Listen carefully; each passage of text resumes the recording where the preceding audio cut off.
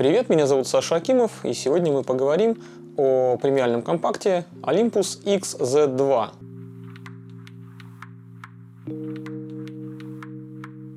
Как я уже рассказывал в своем предыдущем обзоре на камеру Pentax MX1, на текущий момент производители перестали выпускать премиальные компакты с размером матрицы 1 на 1,7. Скорее всего, это происходит из-за того, что обычные потребители не готовы уже платить за мощную прокачанную мыльницу на стероидах, когда в то же самое время у них смартфон снимает не сильно хуже, по их мнению. Так что сейчас фоторынок стал менее разнообразным, сильно скукожился, потому что ты не объяснишь человеку, далекому от фотографии, что в мобильный телефон никаким образом ты не сможешь установить нормальную, хорошую светосильную оптику, высококачественную, просто потому что этот смартфон ограничен своими габаритами. То есть он должен оставаться маленьким, чтобы он в карман помещался. Также и супер крутой стабилизатор ты в камеру не поставишь, потому что из-за, опять же, маленьких размеров у тебя этот стабилизатор будет иметь очень маленький ход. Не сделаешь ты в мобильном телефоне и удобное управление. Да, конечно, про-режимы есть, всякие сторонние камеры на телефоны с кучей настроек, но это все ты тыкаешь просто в экран, иногда еще и мимо тыкаешь.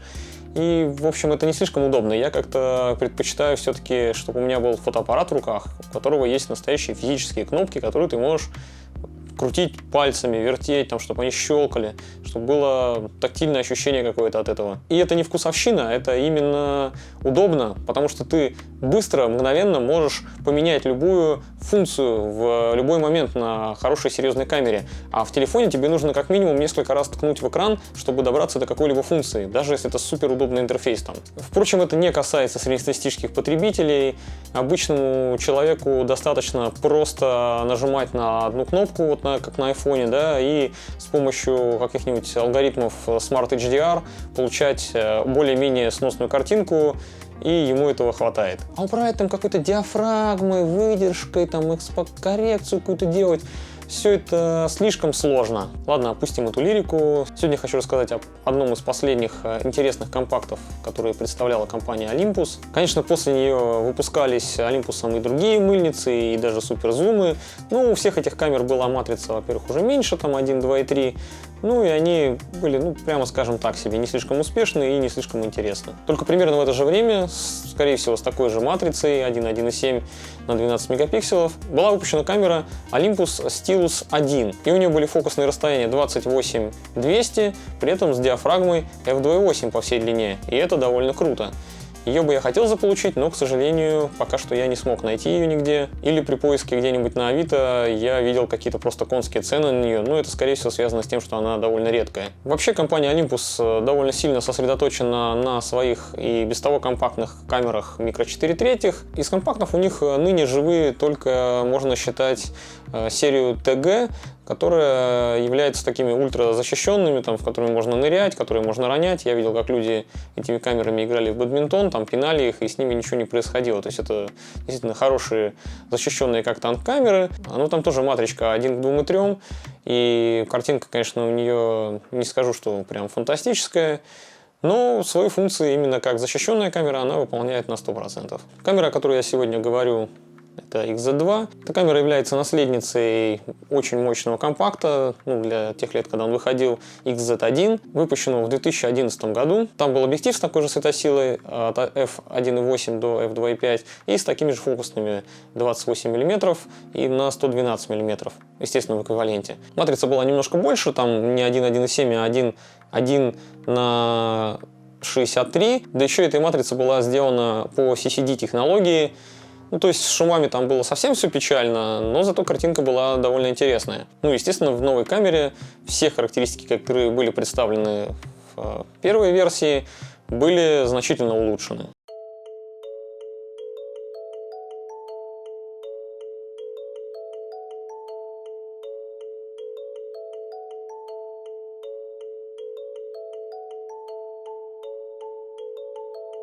В первую очередь, давайте я расскажу про эргономику и управление. Как упоминалось в обзоре Pentax MX1, эти камеры очень похожи по характеристикам, но на бумаге. При этом при фактическом использовании становится понятно, насколько разная философия у инженеров этих компаний. Корпус у камеры также металлический, но, конечно, не из латуни, как там, а обычный магниевый сплав, насколько я понимаю. Он, в принципе, довольно прочный, увесистый. По сравнению с XZ1 тут подверглись значительному изменению все органы управления, ну и появилась масса новых органов. Прошлая камера была довольно гладенькой, и у нее не было никакого хвата спереди. Она, в принципе, была фактически олицетворением слова «мыльница». Ну, конечно, мощная, очень крутая, но по форме я имею в виду мыльница. Олимпусы в новой модели сделали возможность добавлять сюда накладки.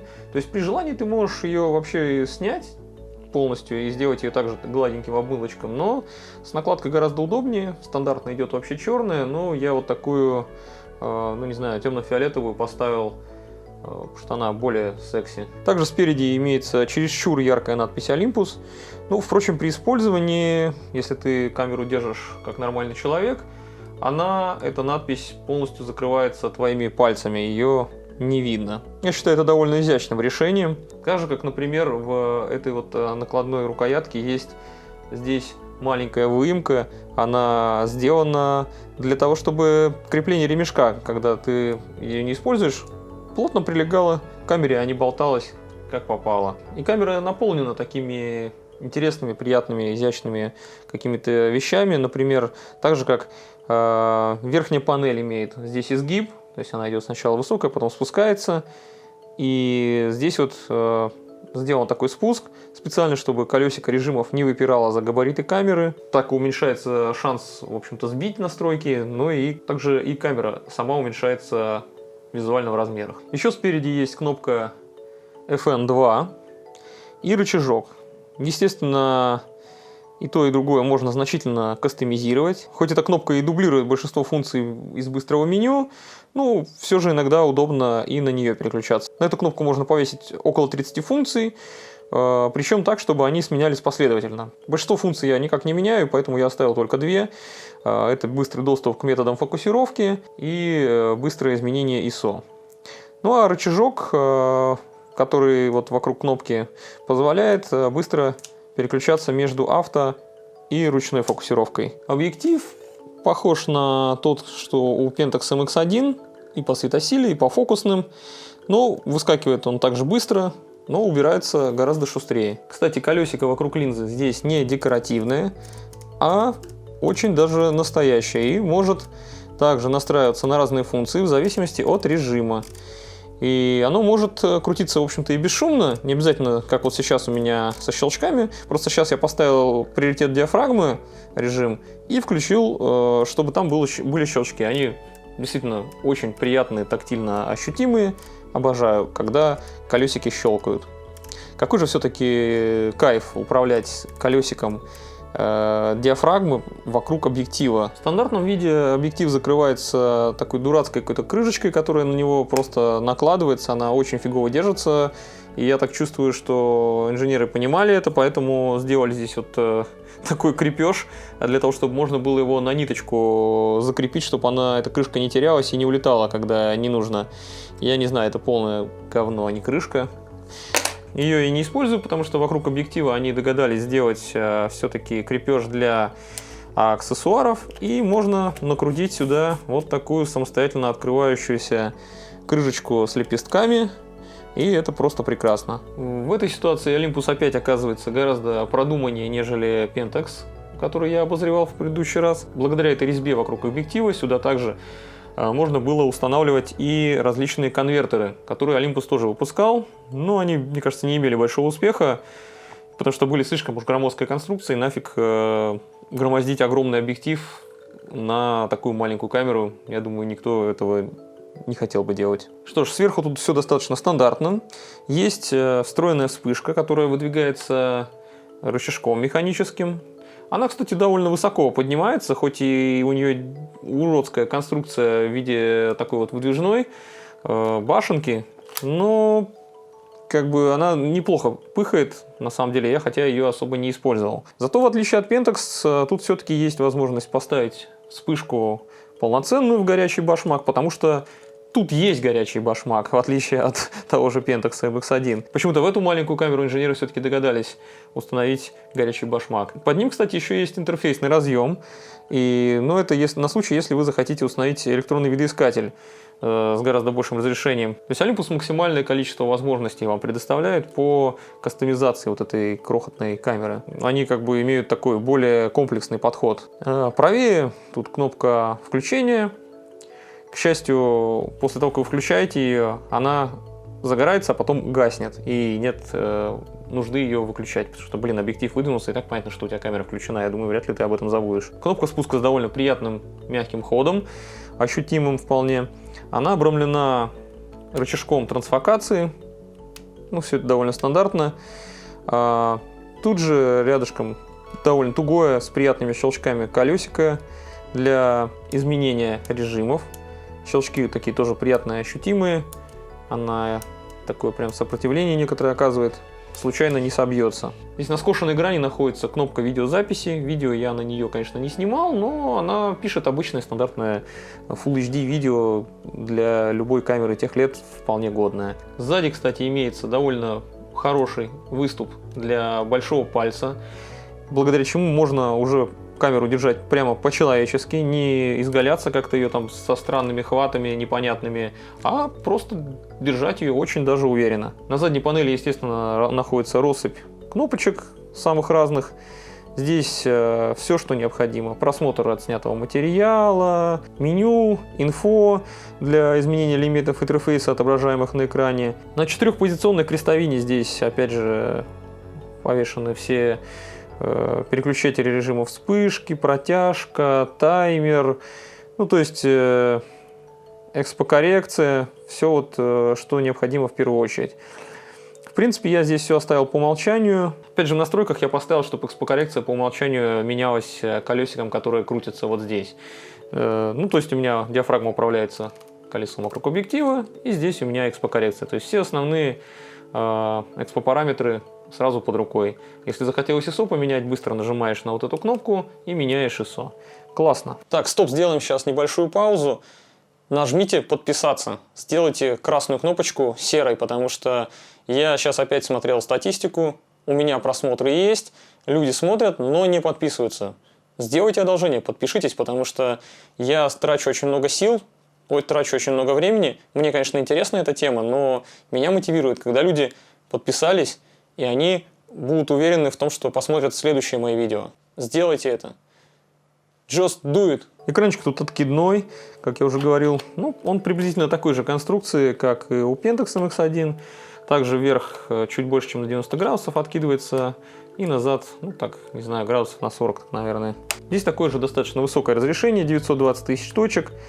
Но тут уже экран сенсорный, так что можно указывать точку фокусировки просто пальцем, и камера будет туда фокусироваться. Частенько бывает очень, кстати, возможность сфокусироваться просто тапом, а не перефокусировать саму камеру постоянно вручную, наводясь на одну точку в середине. Меню тут тоже сделано как в больших камерах производителя. Оно тут такое же, как и в OMD серии, и как в серии Pen. А так как я много лет уже пользуюсь камерами Olympus, то чувствовал я себя тут как дома. Многие, конечно, ругают это меню за чрезмерную сложность и большое количество функций, которые можно настраивать. Но лично я не вижу ничего плохого в том, что камера дает тебе возможность настроить себя очень тонко. И, кстати, если нажать кнопку «Ок», когда вы снимаете, то будет вызвано просто быстрое меню, где можно поменять практически все настройки, для которых выведены отдельные кнопки у меня в данной настройке и так. Похожим образом быстрое меню реализовано и у Canon, например. Снизу у нас спрятана батарея, которая называется Li90B, стандартная для большей части компактов от Olympus. Она, кстати, подходит и для Ricoh GR3, и для Ricoh Theta камер. Штативное крепление смещено от оси объектива. Оно хорошо закреплено и имеет надежную металлическую резьбу. На правой грани под крышкой есть два разъема microHDMI и USB. Тут у них USB своего какого-то стандарта странного. Причем камера не только сбрасывает по нему фотки, Ну и опять же может заряжаться, что тоже плюс, в отличие от Pentax, у которого такой возможности нет. А на кнопку F1, на которую можно тоже много очень функций назначить, я повесил включение ND-фильтра, который в некоторых ситуациях бывает также полезен. Например, если нужно удлинить выдержку, чтобы размазать или воду, или дым, или еще какие-то вещи, или просто вообще человеческий поток, например, когда там люди идут, тебе хочется сделать такую смазанную картинку. Помимо накладных ручек различных цветов и автоматической крышечки на объектив, у меня также есть и кожаный чехол. Он немножко потрепанный, конечно, мне достался, но какой уж есть.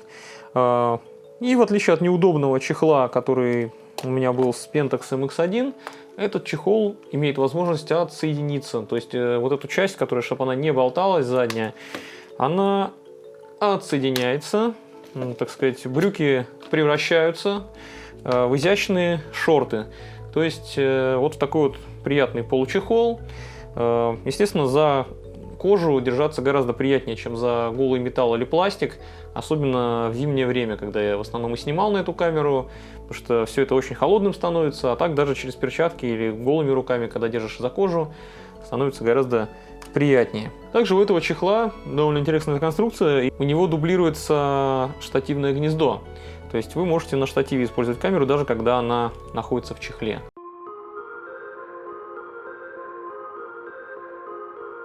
Ну, как видите, дизайн камеры от Olympus значительно отличается от того, что мы видели у Pentax, который я обозревал до этого. Тут заметно, скорее, стремление к более серьезным камерам, которые у них выпускаются на микро 4/3. То есть это они стремятся к общему стилю с ними. Даже меню, в принципе, одинаковое, и функционал очень похож. Ну а у Pentax был такой просто своеобразный ретро-закос. Сильнее на камеры микро 4/3 был похож только Stylus 1, про который я уже упоминал. Он выглядел практически как OMD EM5. Давайте сейчас и картинки поразглядываем. И видим, что в картинках тоже масса отличий.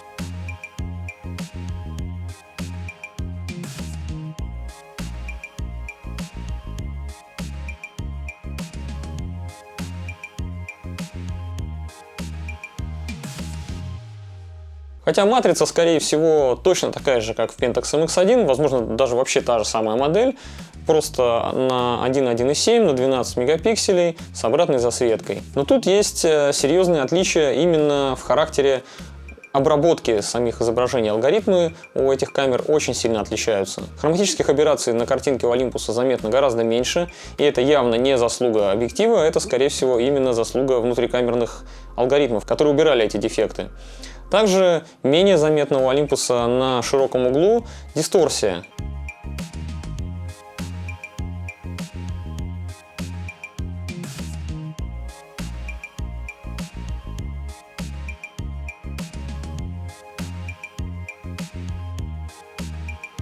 Динамический диапазон и гибкость у ORF файлов, это стандарт у Olympus такой, ничуть не хуже, чем у обычных DNG из Pentax.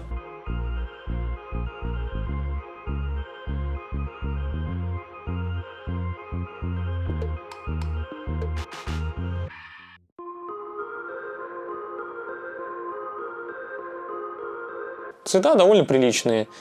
Сильных каких-то перекосов баланса белого я не заметил.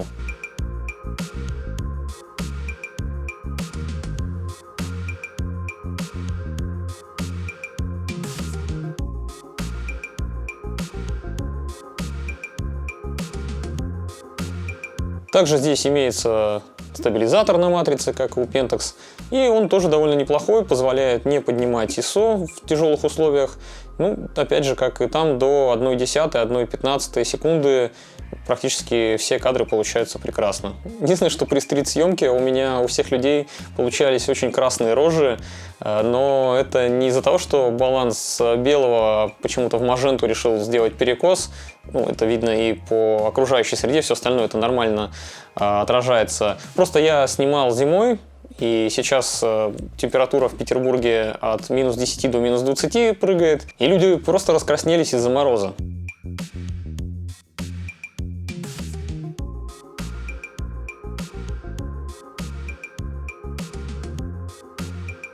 В тепличных условиях буквально тепличных, потому что снималась, например, эта картинка в оранжерее. У камеры все очень хорошо с балансом белого и с кинтоном. Тут даже бокешка какая-то есть на этом портретном снимке. Кстати, насчет размытия. Вот так оно выглядит, если что-то близко снимаешь.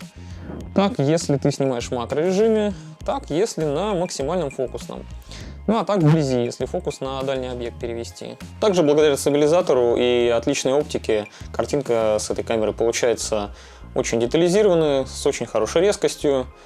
Я слишком часто говорю слово «очень», но она действительно блистательно справляется с передачей мелких деталей.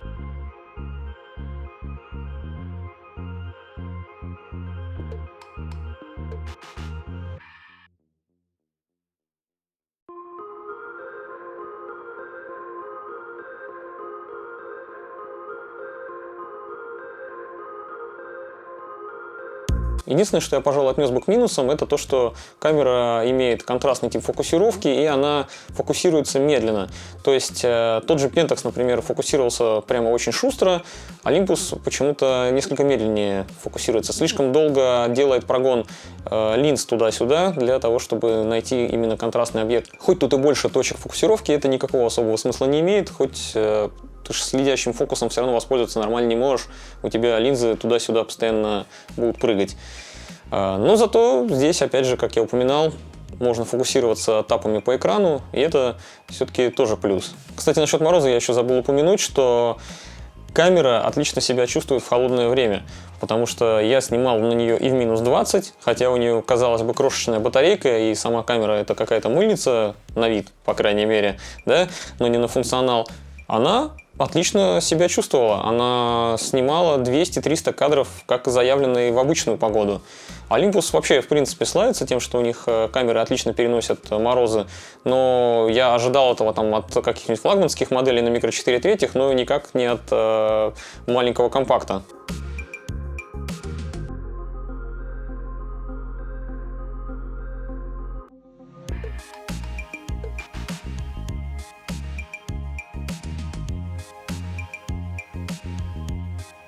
Макросъемка у этой камеры, конечно, не такая фантастическая, как у Pentax, то есть фокусируется все-таки не с 1 сантиметра, а несколько дальше, но тоже очень приличные. Снимки, снятые с близкого расстояния, получаются резкими и четкими.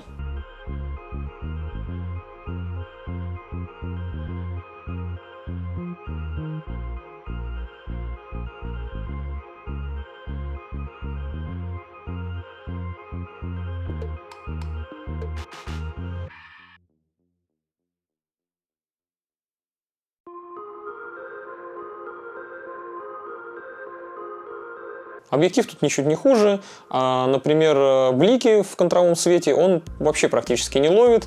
Видимо, все-таки у Olympus мультипросветление на переднюю линзу нанесено было гораздо более качественное. Но небольшую засветку под острым углом, если снимаешь к источнику света, можно все равно получить. Камера в целом классная. Мне она даже показалась несколько более удобной, чем Pentax. Ну, это, наверное, скорее такая вкусовщина. Мне просто очень нравится подход к тому, как управляются Олимпусы. Она по-хорошему дотошная в управлении, у нее даже некоторые функции дублируются несколько раз на разных кнопках, то есть я имел доступ к разным изменениям функционала через несколько направлений, не обязательно на какую-то одну кнопку нажимать, а мог и через другой путь, например, пройти. И с одной стороны это уже даже кажется каким-то слишком избыточным, но зато у тебя всегда все функции, как бы что бы ты ни снимал, всегда находятся в быстром доступе. Такая философия управления, она близка и взрослым камерам. Olympus, которые сейчас выпускаются.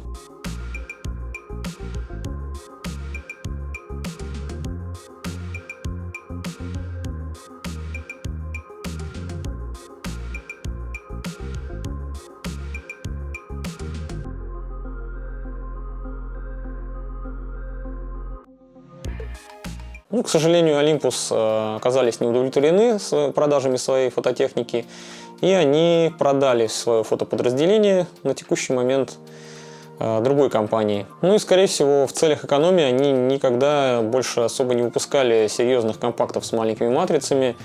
Но они даже с относительно крупными матрицами не делали компактов. Например, дюймовых у них вообще камер нет. Хотя у того же Panasonic, который и микру выпускал, он и дюймовки тоже выпускал параллельно. Но я, например, не понимаю, что мешает выпустить с фиксированным объективом хотя бы компактный микро 4/3. Так же, как у того же Panasonic есть LX100, например, у которого объектив от Leica 24-70 в эквиваленте, с очень хорошей светосилой, камера при этом довольно компактная и удобная. Вообще, я представляю, насколько было бы божественно, если бы Olympus выпустили компакт на микро 4/3 с несменной оптикой и фиксированным расстоянием 28 мм. Вот это была бы бомба. Ну, я, конечно, размечтался, это звучит слишком фантастически, такое, скорее всего, не случится никогда.